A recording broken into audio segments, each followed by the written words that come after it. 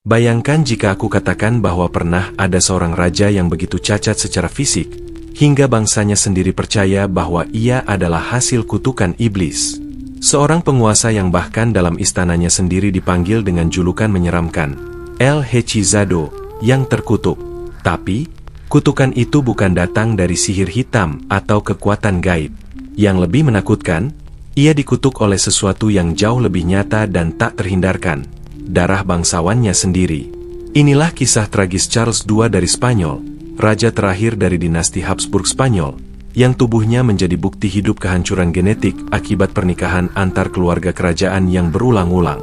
Dan seiring kita menyelami lebih dalam kehidupan pria ini, kita akan menemukan bahwa kengerian sejati kadang tidak datang dari luar, tapi tumbuh perlahan dari dalam darah sendiri.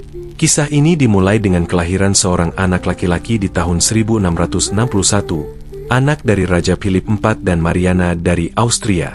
Tapi kelahirannya bukan dirayakan dengan sorak-sorai dan doa.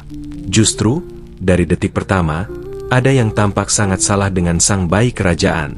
Para bidan dan pelayan istana menyaksikan wajah yang aneh, dagu panjang yang tak wajar, kepala yang tampak terlalu besar, dan tubuh yang tampak lemah. Bahkan sebelum ia bisa menangis keras untuk pertama kalinya, Charles II sudah menjadi sumber ketakutan dan bisik-bisik para pelayan.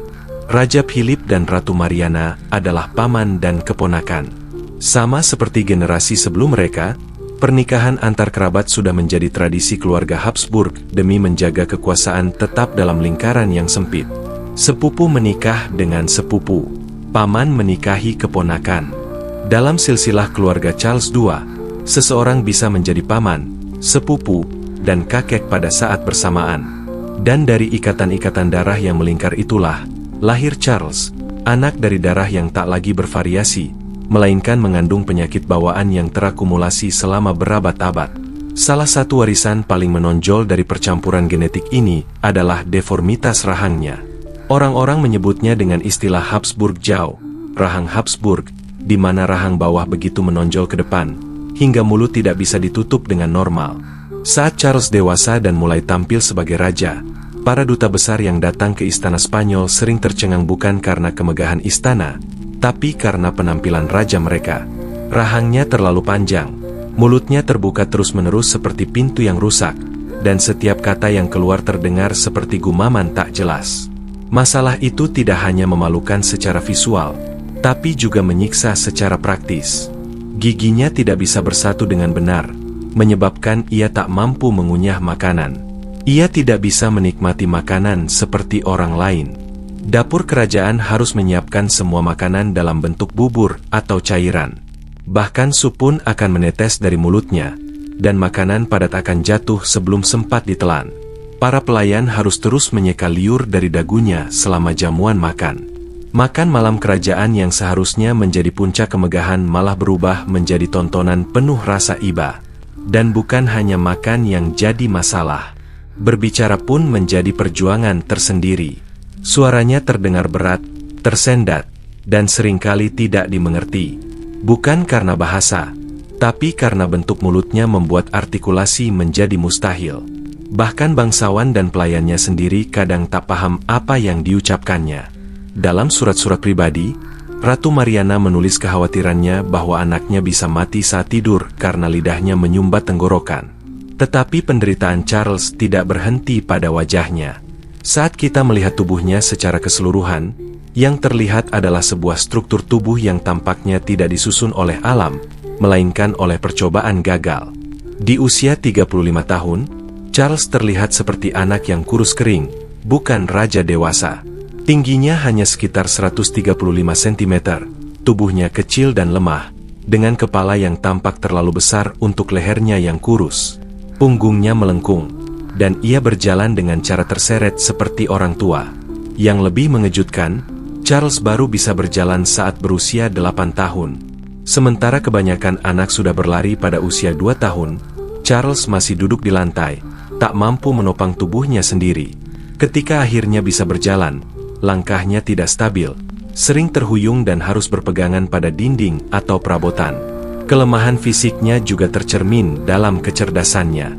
Charles terlambat bicara, terlambat belajar membaca, dan bahkan setelah bisa membaca, ia kesulitan memahami isi teks. Para guru di istana menggambarkan usahanya belajar seperti menuang air ke dalam kendi yang bocor. Tidak pernah ada yang bertahan lama di dalam kepalanya. Ia tidak bisa fokus, mudah marah, dan sangat emosional. Kadang, karena gangguan emosi, ia akan berteriak dan mengamuk hanya karena hal kecil. Lalu beberapa jam kemudian duduk diam tanpa bicara seperti patung. Rambutnya pun mencerminkan kerusakan yang lebih dalam. Tumbuh dalam helai-helai tipis dan tidak merata, rontok dengan mudah hingga kulit kepalanya tampak seperti permukaan hewan yang terkena penyakit. Para pelukis istana terpaksa mengubah bentuk wajah dan tubuh Charles dalam lukisan resmi agar tidak tampak terlalu mengerikan. Tapi bahkan karya seni terbaik pun tak mampu sepenuhnya menutupi kenyataan yang pahit. Meskipun tubuhnya begitu rapuh, Charles tetap diharuskan menjalankan peran sebagai raja, dan yang terpenting, sebagai pewaris dinasti. Maka pernikahan pun dirancang, bukan untuk cinta atau persahabatan, tetapi untuk melahirkan generasi berikutnya dari dinasti Habsburg. Ia menikahi Marie-Louise dari Orleans, seorang putri Prancis yang cantik dan cerdas. Namun malam pernikahan mereka menjadi awal dari tragedi baru. Marie-Louise dikabarkan keluar dari kamar tidur kerajaan dalam keadaan menangis, sementara Charles tampak bingung dan cemas. Dalam waktu singkat, semua orang di istana tahu bahwa raja tidak mampu memenuhi kewajiban suami. Alat kelaminnya sangat kecil dan tidak berkembang, membuat hubungan seksual hampir mustahil. Tapi alih-alih menyalahkan Charles, istana menyalahkan Marie-Louise, menuduhnya mandul.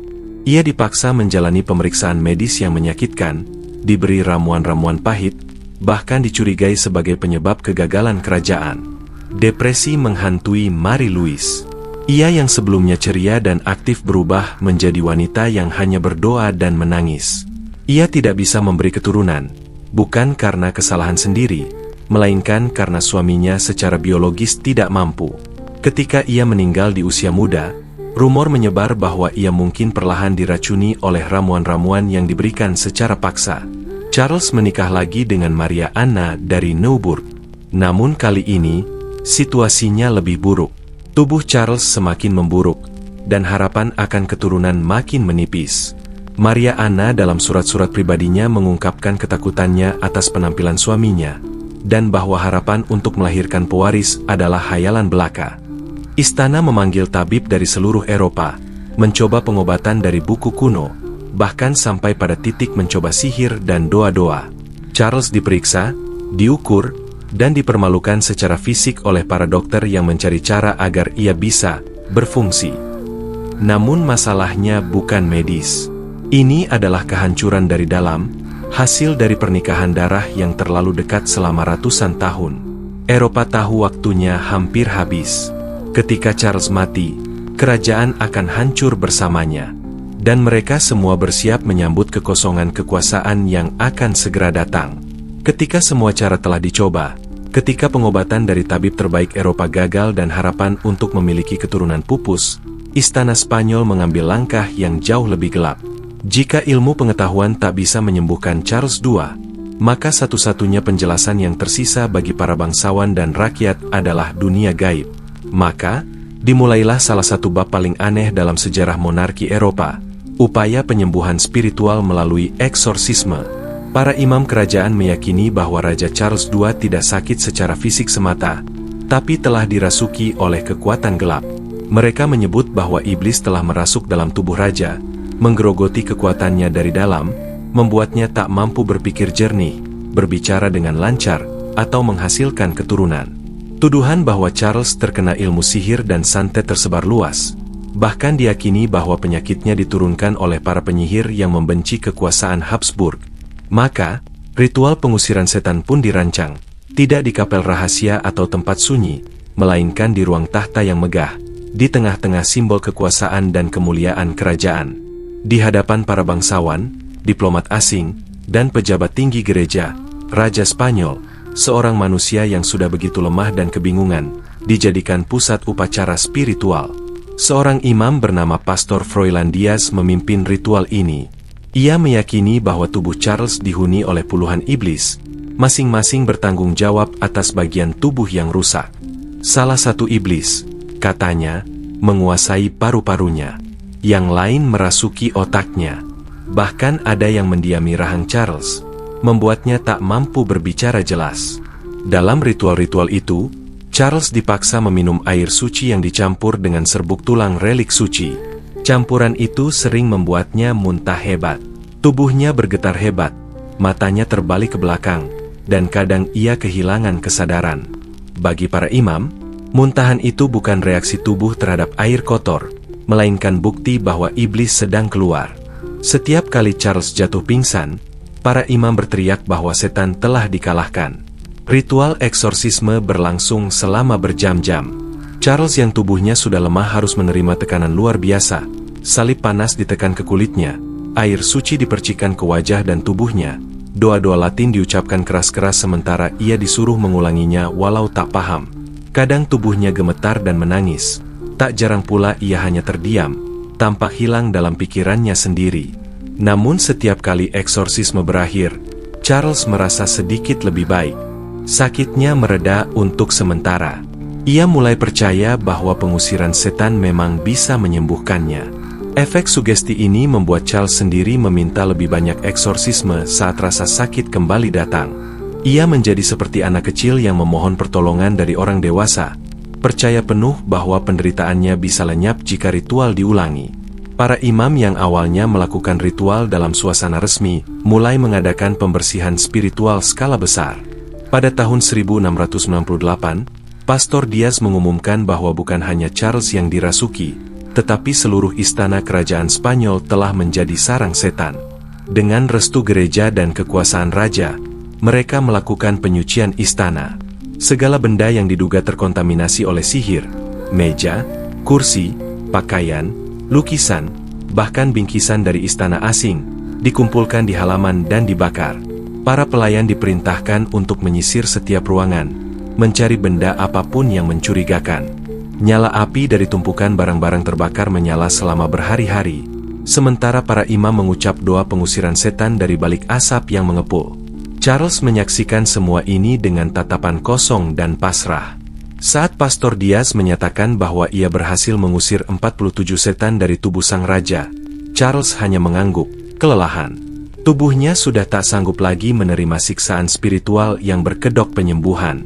Ia pingsan dan tidak bicara selama 3 hari penuh. Namun penderitaan itu belum mencapai puncaknya. Pada tanggal 1 November 1700, Charles II akhirnya meninggal dunia dalam usia 38 tahun. Setelah lebih dari 3 dekade menjadi penguasa yang rapuh, hidupnya berakhir dalam keheningan, tanpa penerus, dan meninggalkan tahta terbesar di Eropa dalam kekosongan yang berbahaya. Kepergiannya segera memicu gejolak politik besar-besaran. Tetapi sebelum itu, perhatian seluruh istana tertuju pada satu hal yang jauh lebih menyeramkan, otopsi sang raja. Para tabib kerajaan diperintahkan untuk membedah tubuh Charles. Mereka ingin mengetahui secara ilmiah apa yang sebenarnya salah dengan tubuh raja yang selama ini mereka anggap sebagai makhluk terkutuk. Apa yang ditemukan kemudian menjadi salah satu laporan medis paling mengerikan dalam sejarah Eropa. Laporan tersebut bahkan sempat disembunyikan dari publik karena dianggap terlalu mengerikan. Dokter utama istana, Geronimo de la Fuente Piernola, mencatat temuan-temuan yang luar biasa. Ia menulis bahwa jantung Charles hanya sebesar kenari, menghitam dan keras seperti daging yang hangus. Organ itu terlalu kecil untuk memompa darah secara normal. Paru-parunya penuh dengan cairan berbau busuk, menunjukkan pembusukan dan infeksi parah yang sudah lama menggerogoti sistem pernafasannya. Ketika dada dibuka, bau busuk yang keluar begitu menyengat hingga beberapa asisten tak kuat dan pingsan di tempat. Lebih mengejutkan lagi adalah kondisi organ pencernaan Charles. Ususnya ditemukan membusuk, seperti daging basi yang ditinggalkan selama berminggu-minggu. Sementara organ reproduksinya sangat kecil dan belum berkembang, memperkuat apa yang telah lama dicurigai, bahwa Charles secara biologis tidak pernah mencapai kedewasaan seksual. Namun bagian paling menyeramkan dari otopsi terjadi saat tengkoraknya dibuka. Dokter menemukan bahwa otaknya dikelilingi oleh jumlah cairan yang tidak normal, yang kini dikenal sebagai hidrocephalus. Jaringan otaknya tampak rusak, tidak berwarna normal, dan sebagian seperti jaringan yang mati. Inilah kemungkinan penyebab utama dari gangguan mental dan intelektualnya selama ini. Otaknya tidak pernah berkembang sepenuhnya. Ia seperti anak kecil yang terperangkap dalam tubuh raja seumur hidup. Di akhir laporannya, Dr. Pierre Nola menulis kalimat yang membekas dalam sejarah medis. Adalah sebuah keajaiban tubuh ini mampu bertahan hidup selama ini, sebab tak satupun organ di dalamnya yang dapat disebut sehat. Temuan ini begitu ekstrim hingga bukan menepis anggapan bahwa Charles terkutuk, tapi justru menguatkannya. Orang-orang berkata, bagaimana mungkin manusia dengan tubuh seperti ini bisa bertahan hidup selama 38 tahun kecuali jika ada kekuatan gelap yang membuatnya tetap hidup? Rasa takut dan kepercayaan tahayul semakin menguat, bahkan di kalangan terpelajar. Kematian Charles II bukan hanya akhir dari hidup seorang raja. Itu adalah jatuhnya pilar terakhir dari dinasti Habsburg Spanyol. Karena ia tidak memiliki keturunan, dan tidak ada pewaris langsung yang sah, seluruh Eropa tiba-tiba mendapati bahwa tahta Spanyol, yang menguasai wilayah luas di Eropa dan dunia baru, menjadi kosong. Dan dalam dunia politik abad ke-18, kekosongan kekuasaan selalu berarti satu hal, perang. Hanya beberapa minggu setelah Charles dikuburkan, pecah pertempuran yang kelak dikenal sebagai Perang Suksesi Spanyol.